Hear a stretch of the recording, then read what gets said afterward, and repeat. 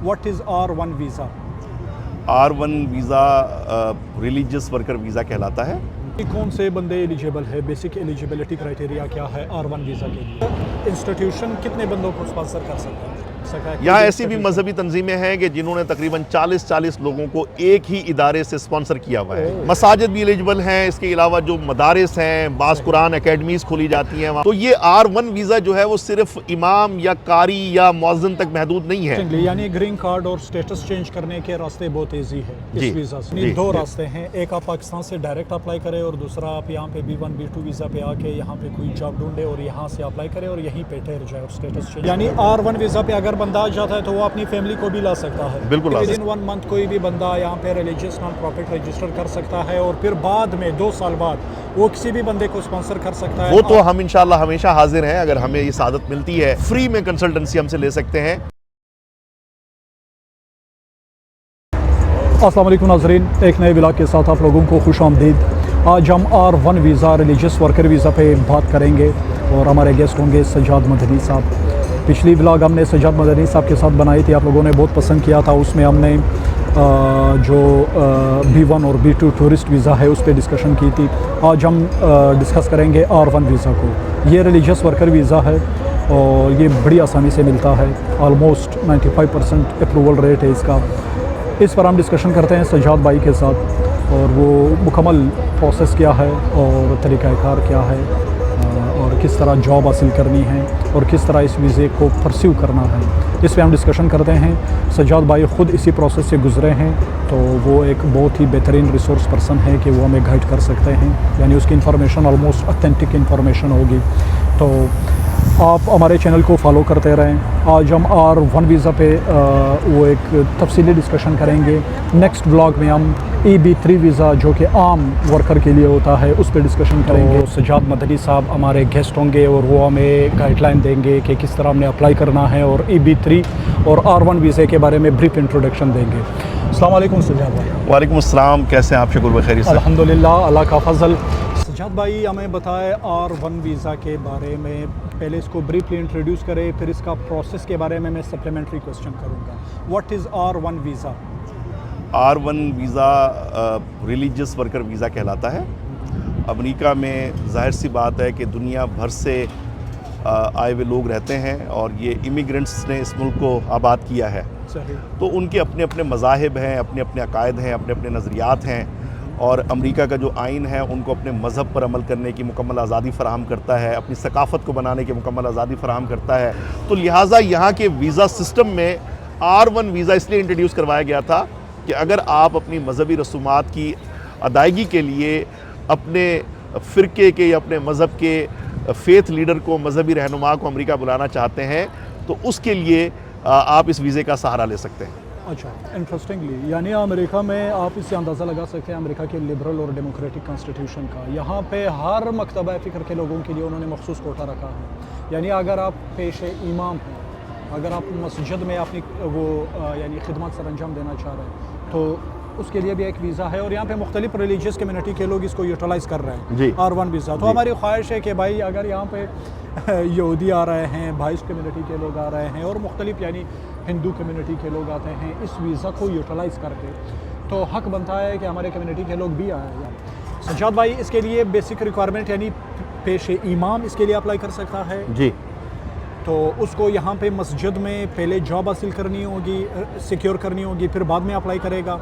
सबसे पहले यानी रिक्वायरमेंट, बेसिक रिक्वायरमेंट जो इसको अहल बनाती है अप्लाई करने के लिए। जी देखिए, इसमें 2 किस्म की शराइत को मद्देनज़र रखना पड़ता है। एक तो ये कि जो इदारा पाकिस्तान से या इंडिया से या किसी भी मुल्क से किसी मजहबी रहनुमा को अमेरिका बुलाना चाहता है उसके लिए भी चंद शराइत यहाँ पे रखी गई हैं।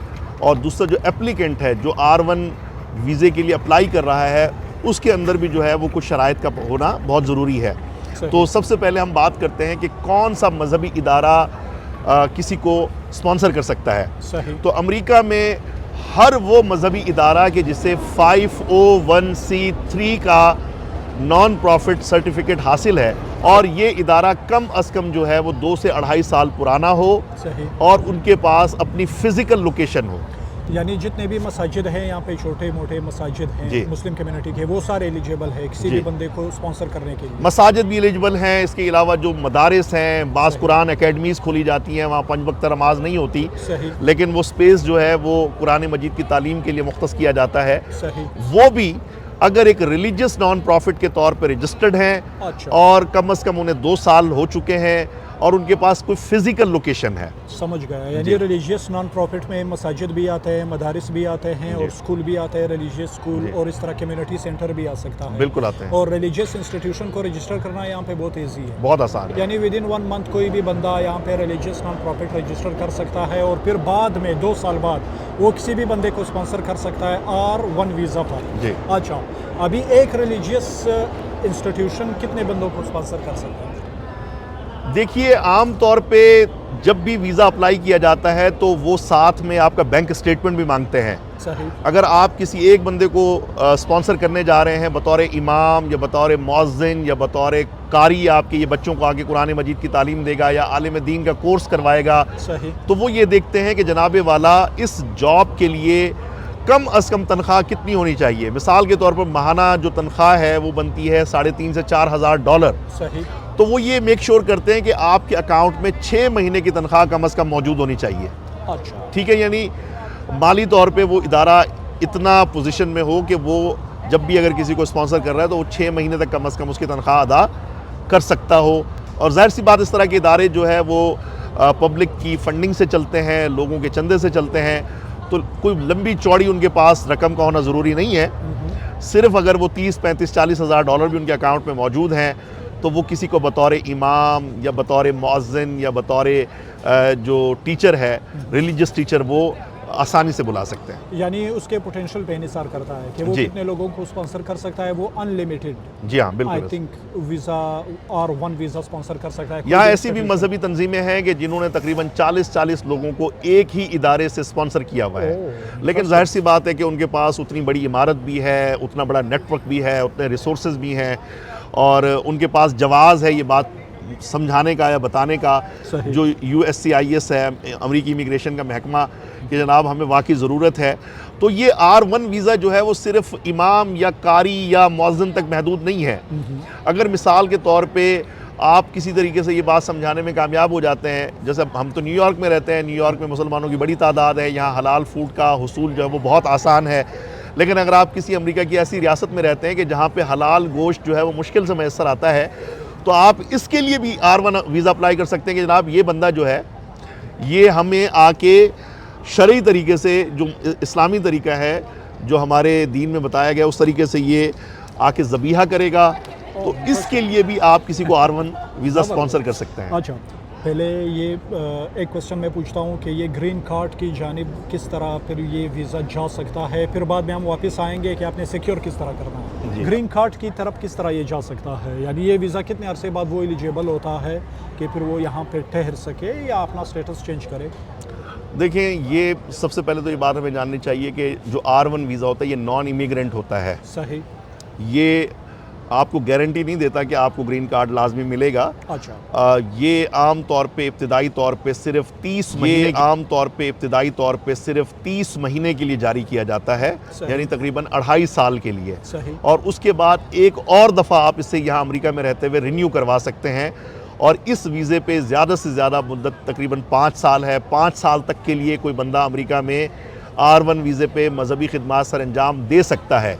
लेकिन हाँ, अगर वो 2 साल यहाँ पे गुजारने में कामयाब हो जाए तो 2 साल बाद वो EB4 कैटेगरी में, जो रिलीजियस वर्कर प्रोग्राम है EB4 कैटेगरी का, तो उसके अंदर वो ग्रीन कार्ड के लिए भी अप्लाई कर सकता है अगर उसका इदारा उस बात में के लिए विलिंग हो और इसके साथ ताउन करने के लिए तैयार है, इसकी तरफ से पिटीशन फाइल करने के लिए तैयार है। यानी ग्रीन कार्ड और स्टेटस चेंज करने के रास्ते बहुत ईजी है जी, इस वीज़ा से। जी। सजाद भाई, कौन से बंदे एलिजिबल है, बेसिक एलिजिबिलिटी क्राइटेरिया क्या है R1 वीज़ा के लिए? देखिए, सबसे पहले तो मैं ये वजाहत करना चाहता हूँ कि ये सिर्फ मुसलमानों के लिए नहीं है।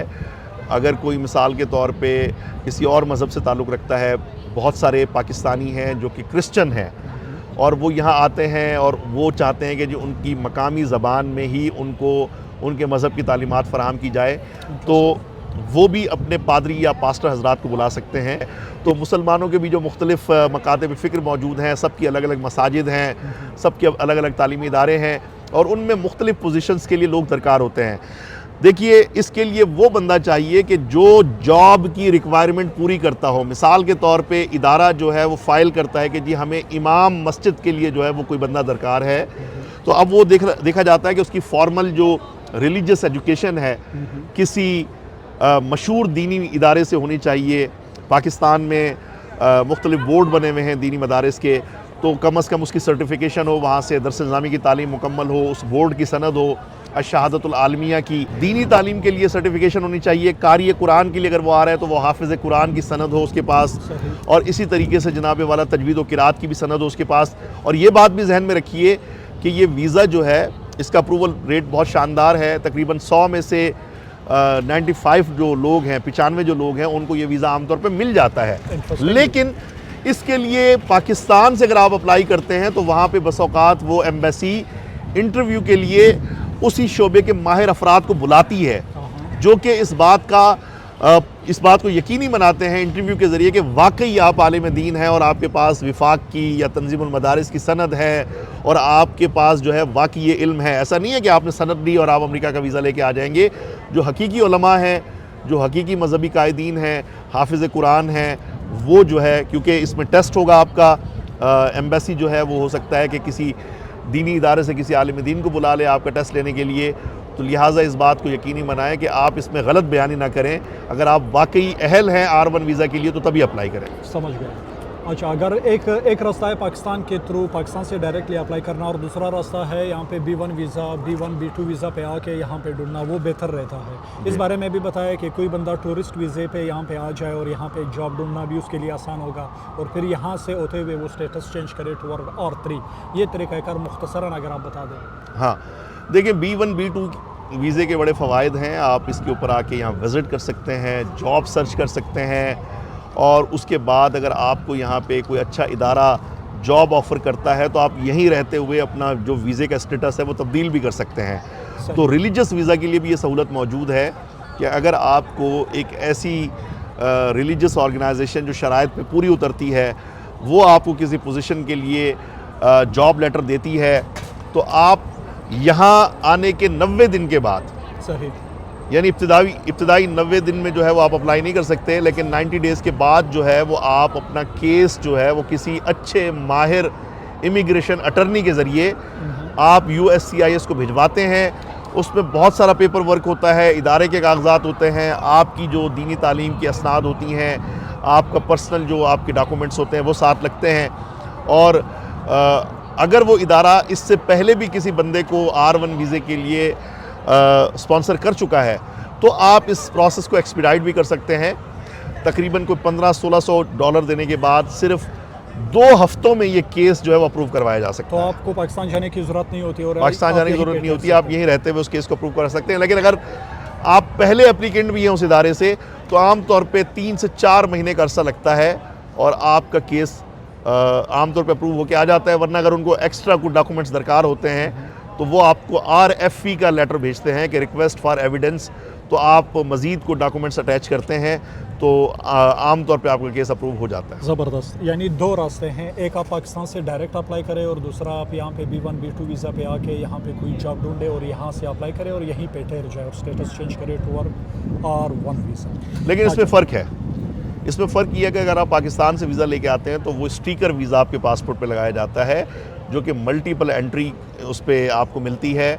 आप यहाँ आएँ, 6 महीने 7 महीने गुजारें, वापस जाके फैमिली से मिलें, दोबारा जो है वो आप वापस आ जाएं, आपको कोई नहीं रोकता। लेकिन जब आप यहाँ पे चेंज ऑफ स्टेटस करते हैं तो आपको यहाँ रहने की, कानूनी तौर पे काम करने की इजाज़त तो मिल जाती है, लेकिन वो वीज़ा नहीं होता, वो चेंज ऑफ स्टेटस का सर्टिफिकेट होता है। अच्छा। आप उसके ऊपर ट्रैवल करके पाकिस्तान तो वापस जा सकते हैं, लेकिन आने के लिए दोबारा से आपको एम्बेसी के थ्रू इंटरव्यू देके वो वीज़ा हासिल करके आना पड़ेगा। यानी अगर आप पाकिस्तान से करें तो आपके पास वीज़ा है 5 साल के लिए वैलिड है, B1 B2 visa multiple entries. और B1 B2 वीज़ा पे हमने एक और वीडियो बनाई थी प्रीवियस सजाद भाई के साथ, वो आप देख सकते हैं डिटेल। तकरीबन 6-7 महीने जॉब करने के बाद जब बाकायदा उसको तनख्वाह के चेक मिलते हैं, वो बैंक अकाउंट खोल लेता है, टैक्स अदा करता है, यहाँ की IDs बना लेता है, तो तो अब वो अपनी फैमिली को, जो उसकी अहलिया हैं या उसके बच्चे हैं, वो उनको भी R2 वीज़े के ऊपर वो स्पॉन्सर करके अमेरिका बुलवा सकता है। इसकी एक और यानी क्वालिटी ये भी है कि वो फैमिली को भी बुला सकता है। बिल्कुल बुला सकता है। तो फैमिली का अप्रूवल रेट कितना है और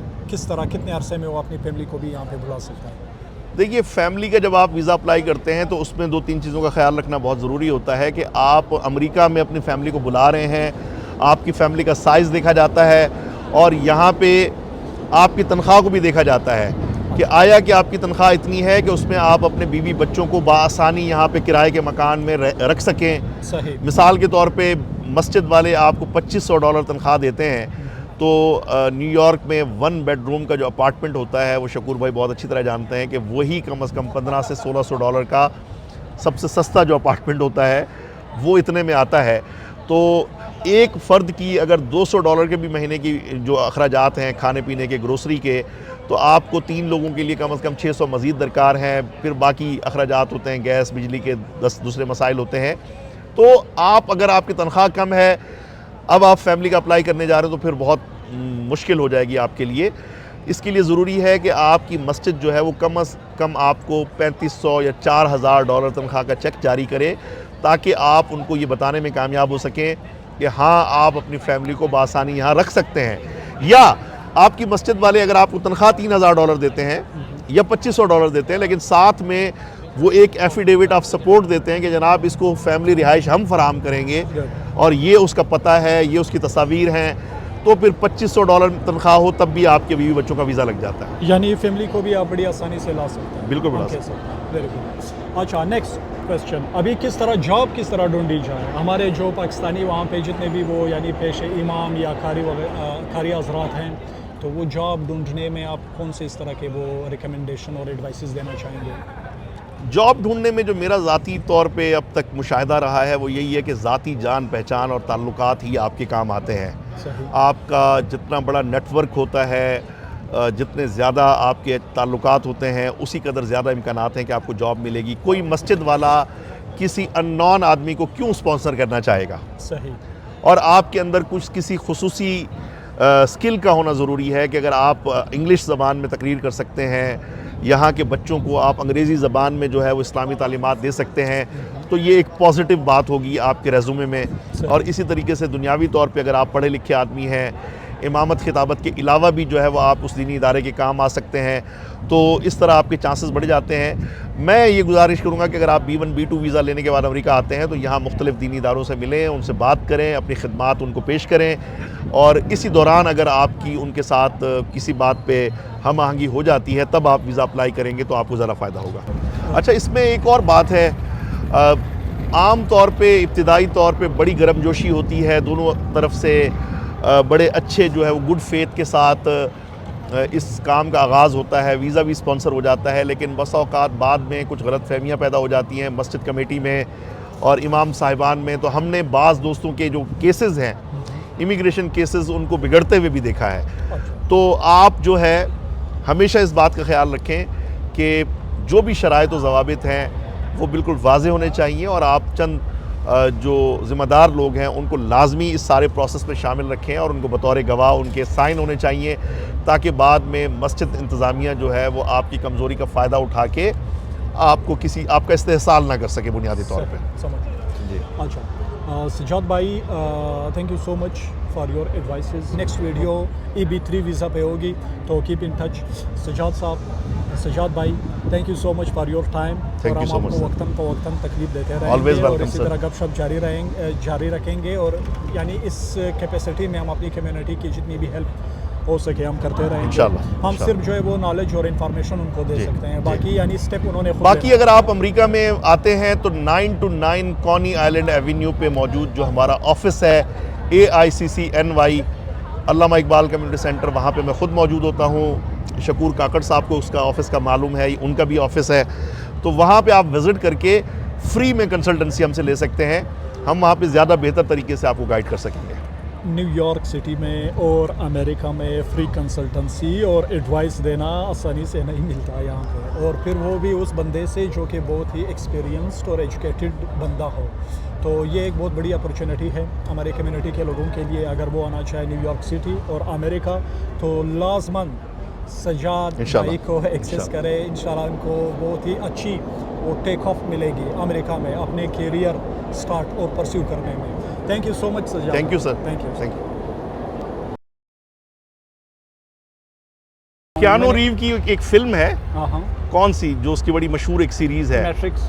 नहीं, जो अभी हाल ही में जो आई है जी। मैं इस तरह करता हूँ जी। इस ब्लॉग को 2 हिस्सों में तकसीम कर ठीक लेता है। हूँ। एक R1 वीज़ा पे अलग होगा और ओके, एक यहाँ पे आइए यहाँ यहाँ पे बैठ बैठते के थोड़ी देर सस्ता लेते हैं और गपशप भी कर जी। लेते हैं। पहले मैं एक ज़बरदस्त सीन क्रिएट कर लेता हूँ, ये सही रहेगा।